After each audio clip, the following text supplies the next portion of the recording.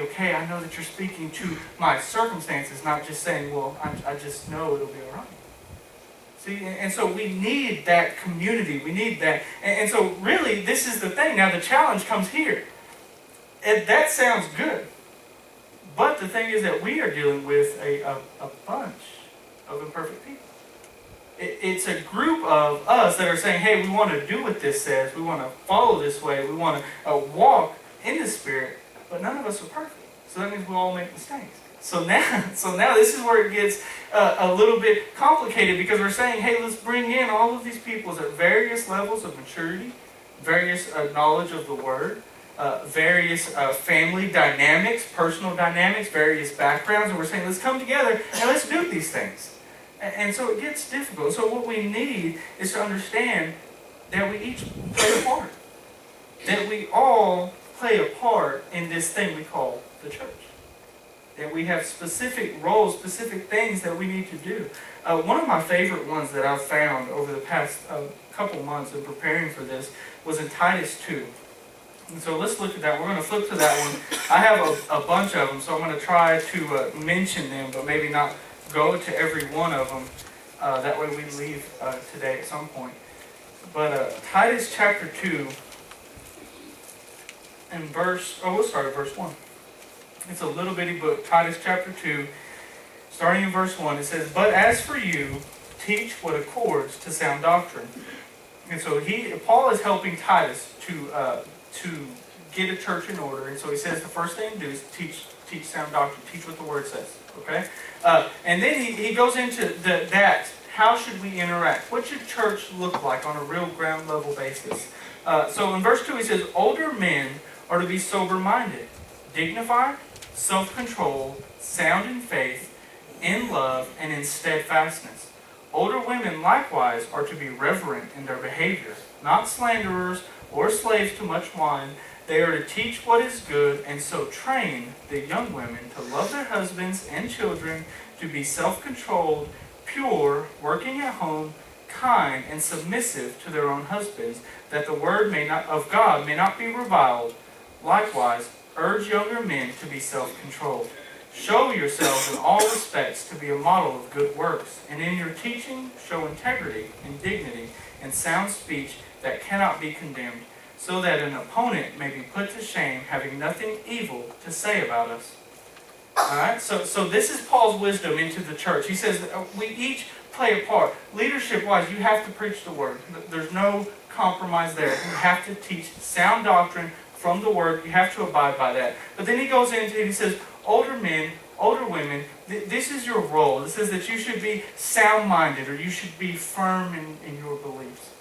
Or sober-minded, it means to be clear as to what you believe. It's not necessarily referring to alcohol or anything like that, but it says be clear. Don't be tossing and turning. Don't be switching teams. You got to know what you know.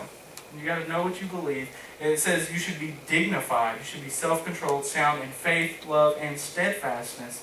The older women, it says about the same thing. It says to be reverent in your behavior, to not be slanderers and not be slaves to much wine. But in both cases, the older generations are called to teach and to model for the younger generations what they're supposed to do. See, so it's not just to come in here and let's see what I get, let's see what it's about me, because that's the misconception about the church today, is that I leave a church because they don't play the hymns I like, they don't play the music I like, the people don't do it how I would do it, but we've altogether missed it, because nowhere in here did he talk about our preferences. He says, man, when you come in here, you know what, you're an example. That the older ones should show the younger women, hey, this is how I've always taken care of my family. This is how I treat my husband. This is how to be reverent. This is how to love. This is how to do all these things, that we should be examples. That's different. See, that's not church how I heard it. And the younger people, it's the same thing. 2 Timothy chapter 4 and verse 12, it says that we should be examples to believers in love, purity, faith, and all of those things. So when we come into church, we all play a part. Individually, our responsibility is to try to model this Christ-like behavior. It's not to come in and be about us. The Bible also says, Philippians 2:3, it says, do nothing out of rivalry or conceit, but in humility count others more significant than yourselves. Let each of you look not only to his own interests, but also to the interests of others. Think about it. That's countercultural in our society. Our society is very much about us. That I very much want to see what you can do for me. I want to see what you offer me. I want my chair to give me a massage while I'm listening to the sermon. I want my kids to be teleported to the back and then teleported up front. I want them to have face paint and stickers, to have had a good time and to want to be back. And I would like, some sort of raffle to get a gas card or something for driving out here. And so it's very much about us. Very much about us. But the Bible says, hey, you know what? You should be more concerned about others. That you shouldn't be so insistent on your own ideas, thoughts, or preferences, but that you should be, hey, what could we do? What could we do to make this easier for parents? What could we do to make this easier for the elderly? What could we do to make this more convenient? What could we do to make this, and our concern should be about others. See, so we come in here and I'm concerned about, hey, I want to make sure that I'm an encouragement to you. I want to make sure I say hi to you. I want to make sure that I give you a hug. I want to make sure that when I ask you how you're doing, I'm not walking off when you start to tell me. I want to be sure that you feel loved and cared about in this place, because this is not about me. It's about the body. See, because in Peter it says that we are all stones that make up the church. So we're not the church by ourselves. We're a part of the church, big church. I think Spurgeon one time said that a person alone saying that he is the church and caring only about himself is like a brick in the middle of the road saying, I'm a house, I'm a house, I'm a house. It's just a brick. See, but when we come together and we unify and we say, hey, you know what, I'm not so much worried about how I feel, what I think, my preferences, my opinions. I want to be sure that you have what you need. I want to be sure that you have a little coffee back there. I want to be sure that you're taken care of. I want to be sure that this place looks presentable so that you can come in here and be happy. I want to be sure that all of these little things where I'm saying, hey, that's not about me, it's about you. And see, if we had that mentality, it would change this whole place. And this is the thing, we have to watch the way that we talk to each other. It says we should be examples in our speech. Some of the things that I've heard over the past couple of months about, well, this person said this to me or that, and I would, it's like, really? Because I would have never thought. We have to be examples in how we talk to one another. Because you know what? If I see someone that I look up to talk to someone that way, one of two things will happen. Either one, I'll lose respect for them, or two, I'll be like, well, that's the way it is, I guess. And it's not okay. We're examples. I'm an example.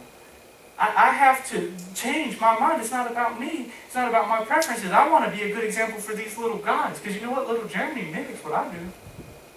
We were at the mall. We were walking in yesterday. I was on the phone and there was 30 people walking in behind us. But we saw little Mikey. And he's like, hey, Jeremy. Hey, Amanda.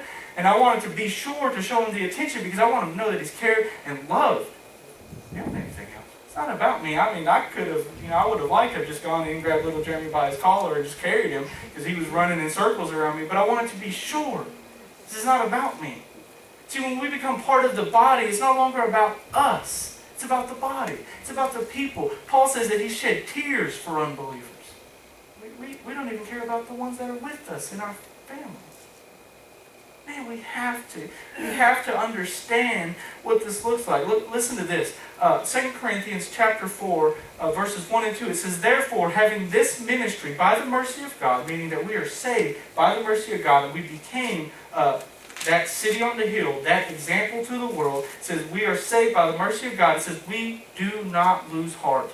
But we've renounced disgraceful, underhanded ways. We refuse to practice cunning or to tamper with God's word, but by open statement of the truth, we would commend ourselves to everyone's conscience in the sight of God. So, and if you're in Sunday school, you realize why I said conscience like that. We talked about it this morning. But what Paul's saying is, hey, you know what? I'm not who I used to be. I used to care only about myself. I used to do underhanded things. I used to use even this for my own good. As someone had a cousin, he says, I've renounced those things. I'm not who I used to be. But my example, I commend it to you. You know what Paul told Timothy?